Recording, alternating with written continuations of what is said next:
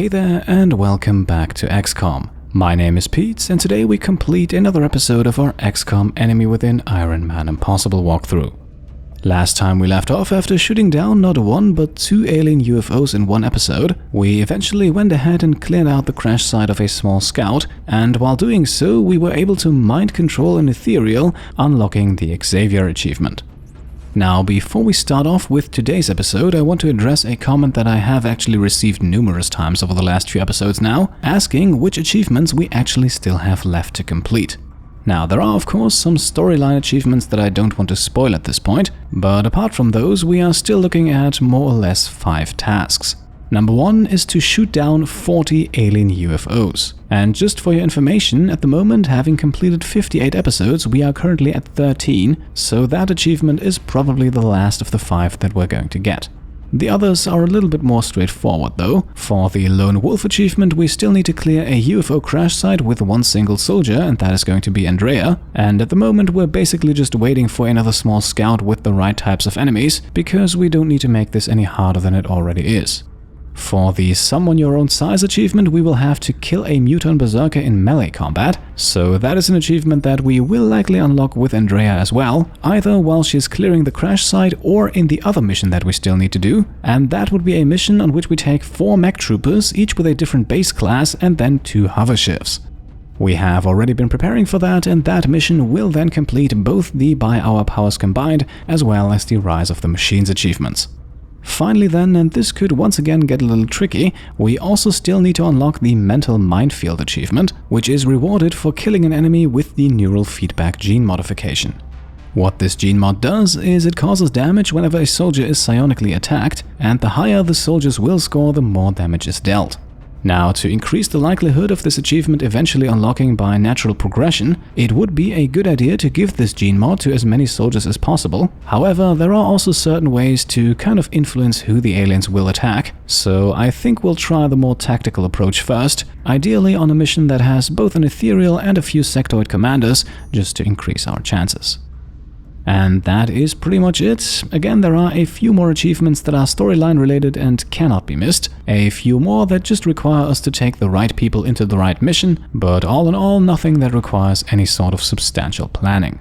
So with that, I hope I could answer some of your questions. If you have any more, then by all means go ahead and leave them down below, but for now I think I have talked enough, so let us now jump into today's episode.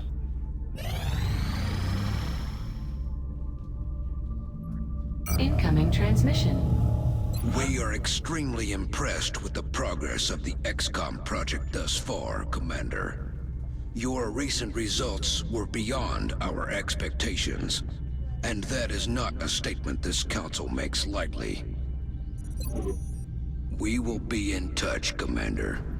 Alright then, we are now officially in December with another favorable council report behind us. Our bank account meanwhile has grown to over 7,000 credits, which also means that we are likely not going to take on any further council requests that give us even more money. I think we are very well past the point of diminishing returns.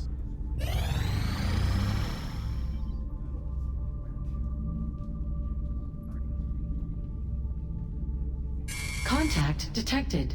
Right, so first UFO contact of the mission, and it is a small scout, however this time it has landed.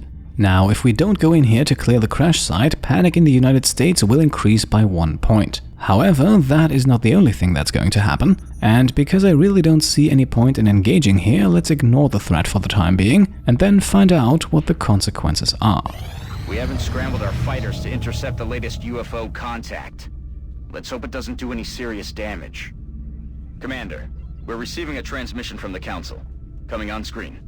Right, so this council mission is actually not what I was talking about earlier, and I think we can safely skip this one. At this point in the game, we don't need any of the rewards, and ignoring a mission like this does not actually have any negative consequences.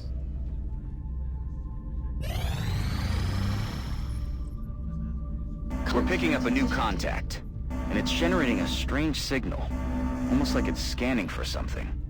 So this right here is what I meant earlier. If you don't engage with a landed UFO, then a few days later a battleship will show up to destroy the corresponding satellite, and this is now the point where we have no other option but to intervene.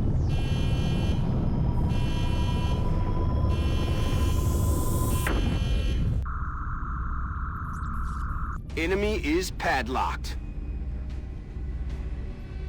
Right after the battleship's first hit, we employed the dodge module, and with that approach I think I have actually never lost a battleship fight. The crash site is now once again ours to clear, but honestly, who's got time for that? Our satellite is already secure, and again we won't receive any panic increases from simply leaving the aliens be. So let's do exactly that, be happy that we just increased our number of shot down UFOs to 14, and keep scanning for more alien activity. First of all, though, we receive a request from India, and this is exactly what I was talking about earlier. There is really no point anymore in acquiring even more money, so we can ignore this one as well and keep scanning.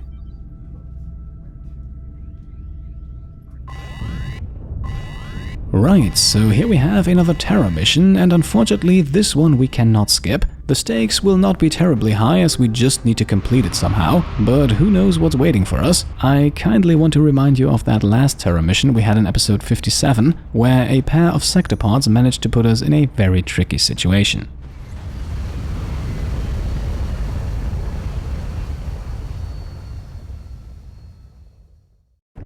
Central, Strike 1 is locked and loaded, awaiting drop orders. Affirmative, Big Sky. Squad is cleared to engage hostile targets. Watch your fire out there. We have civilians on the ground. Repeat, civilians are in the AO. Right, so you know how this goes. I will be honest though, the civilians are not really the focus this time, but let's just get things started and see if we can find any enemies. Okay, so it looks like we have at least one Sectopod on this mission as well, and we definitely do not want to attract its attention on this turn. So let's spend one charge of Kim's ghost armor here to figure out how far we can move up. Time to motor. And it does indeed look like we can get everyone into a good position without establishing line of sight.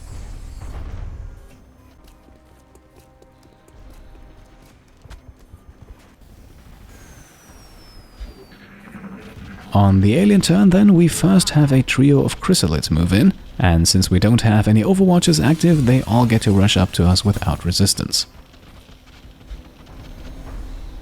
The Sectopod then moves only a few tiles, but that is enough to see us. Unfortunately though, we lose our line of sight in the process, which could make things a little bit difficult. But let's worry about that when we have dealt with the chrysalids, and this is where an in-the-zone sniper with Archangel armor becomes an absolute joy to watch. That's number 1.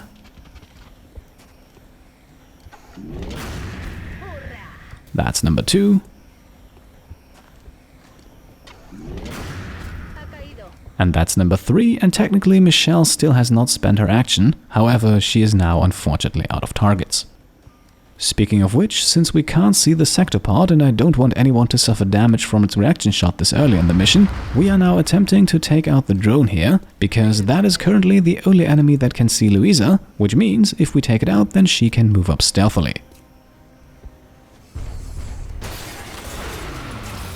Unfortunately though, the 2 misses from Kim and Andrea here only make the situation worse, as the drone is still standing, or hovering, and the Sectopod can now see us as well. However, the Sectopod cannot see Louisa, so let's use Kim's second action here to throw a grenade, which gets the job done, but now reveals the second drone. And this one does have line of sight, so Louisa can still not move without breaking her stealth. All in all, a pretty frustrating start to this mission. Targeting that position. Now, I had hoped that with the forklift exploding after collateral damage that we would be able to do enough damage to take out the drone. Unfortunately, it seemed to be just outside of the blast radius, so things are certainly not going well for us here. Now, thankfully, it was pretty much clear to me from the beginning that we would not be taking the Sectopod out on this turn, so a net smoke grenade here is very much still part of the plan. I had hoped for a bit more progress at this point though.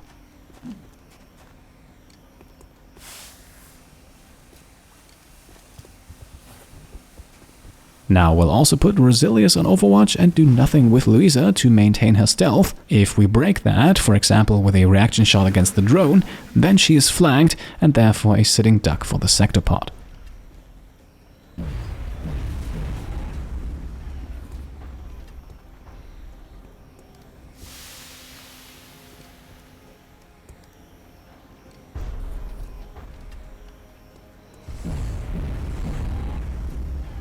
Okay, so both shots from the Sectopod here do not find their target. The drone, however, kills a civilian, which is unfortunate.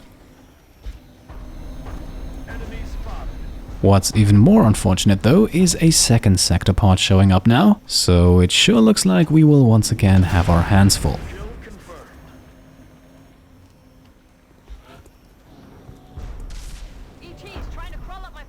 So, we have 2 full health Sectopods, both are on Overwatch. However, this time we have Michelle, and she has an ace up her sleeve. After taking out the drone, she can go for a guaranteed disabling shot, which will neutralize the Sectopod, at least for one turn. With Resilius, we then have 2 guaranteed hits against the other one, and maybe he can even make one of them a critical.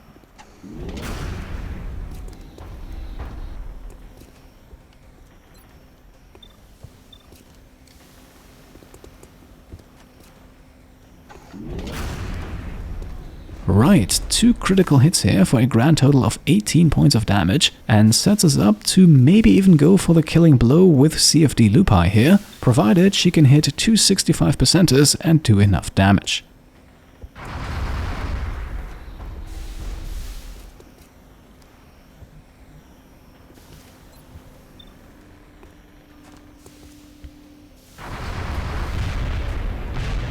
Okay, man, looks like Sectopods always bring out the best in our squad. Normally it takes more than just 2 soldiers to take one out. This time though, we even managed to kill the drone as well. Now, I know that the map we're playing on is small, so we're not going to move up too much with Andrea here, just enough so that she can get into melee range on the next turn. With Annette, we're then moving up as well, which gives us a high percentage shot, but unfortunately she misses. With Louisa, meanwhile, we're not risking anything by breaking our stealth, so let's move her up too and take 2 70%ers from behind half cover. And that's at least a bit of damage, so we can now reload Andrea's particle cannon and end our turn. Weapon systems ready. Okay, looks like we have a 3rd Sectopod here.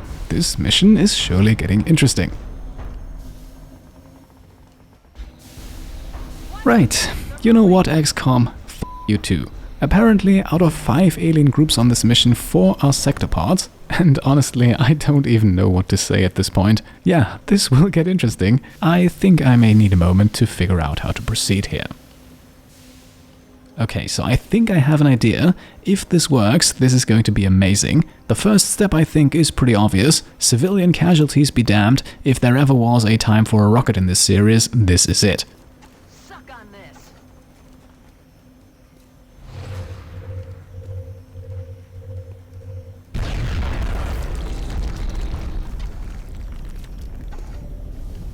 Right, so quick break in the action here. We are currently having the following problem. With both Resilius and Michelle only able to fire once this turn, we will reliably only be able to take out 1 Sectopod. And that is going to be either one of these 2 here. Problem is, that will leave 2 of them still active, and up until a few moments ago, I really saw no way around that. Best case scenario, we deactivate 1 with Andrea's Electropulse, but to even get into position for that, she risks getting hit from 2 reaction shots, and if both of those hit and the remaining active Sectopod hits her again, then there is a chance that she gets killed, and that would void the Ain't No Cavalry Coming achievement for which we have worked so hard. But, like I said, up until a few moments ago, I thought there was no way around that, until I spent a few moments carefully counting tiles, until I found out that there is in fact 1 single spot on this battlefield that lets us stun 2 Sectopods, including the one on the left here, and that is the one that we have to stun on this turn because none of our snipers can target it. Now, Andrea still takes reaction fire from 2 sources, but fortunately enough only gets hit once, and a few seconds later the EMP strikes and 3 out of 4 remaining enemies are out of action.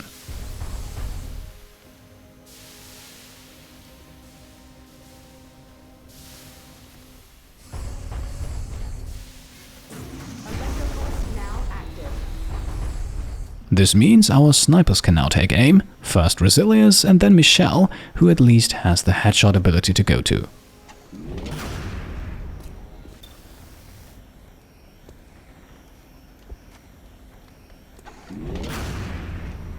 Unfortunately though, she does not get the critical hit, but from an elevated position Annette can do a bit more damage.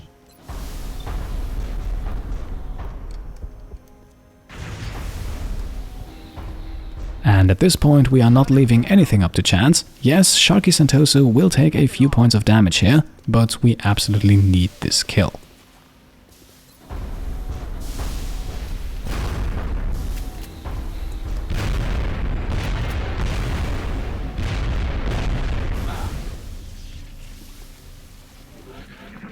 So here we are, the alien turn passes by without any action whatsoever, and despite this looking like a pretty threatening situation still, the remaining 3 kills here should actually not be that difficult. As a matter of fact, Louisa can endanger herself once more. Thanks to her chitin plating, she luckily has enough hit points to take the damage. With a total of 3 shots in 1 turn, she should be able to do this.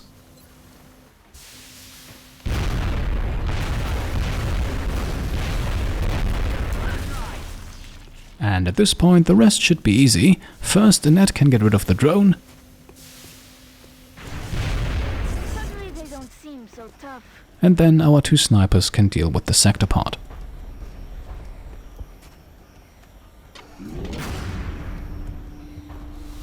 Se me agota la munición del arma.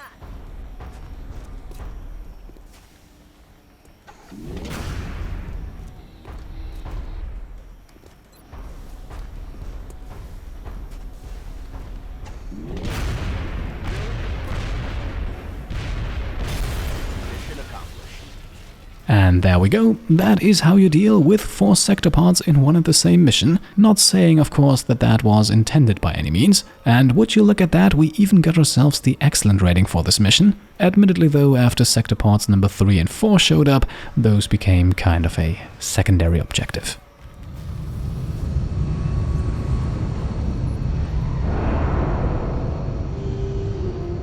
Looks like they're really taking care of business down there. And without so much as a scratch. So here we are back in the base, and you can see it here. Despite suffering 10 points of damage, Sharky Santoso is still fully healthy, so I would say keeping her well protected is certainly a good idea going forward. Remember, we will be watching. In terms of loot then, there is nothing spectacular. Sectopods unfortunately don't drop any meld, and the panic decrease in Europe is nice to see, I guess, but in the end utterly pointless. So here we are, and the next council report is actually right around the corner, so let's keep scanning here and see if we can't finish this mission the same way we started it.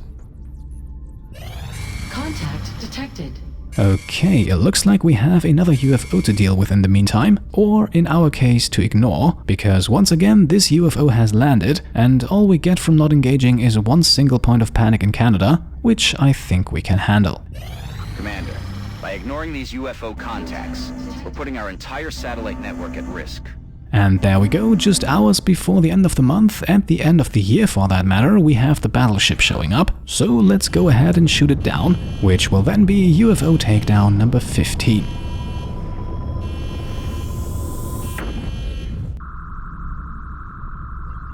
We have eyes on the bandit. Defense matrix active. And there we are, the UFO is down, and that is once again enough for us. Our satellite is safe and there is no need to clear the crash site. For any future encounters, however, we will quickly make a stop in engineering now. The new engineers arrived this morning, Commander. We're always glad to have more help down here. Because we have run out of dodge modules, and while those are not exactly necessary to take down the battleship, they sure make the job a lot easier.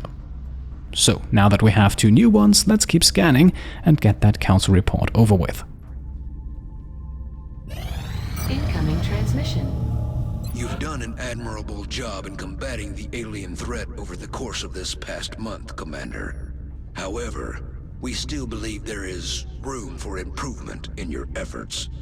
So, this was to be expected. We receive our very first C grade. Apart from not receiving a quite so ecstatic message, however, this does not actually have any negative effects, and the 2 UFOs we let escape which led to this grade were very much deliberate decisions.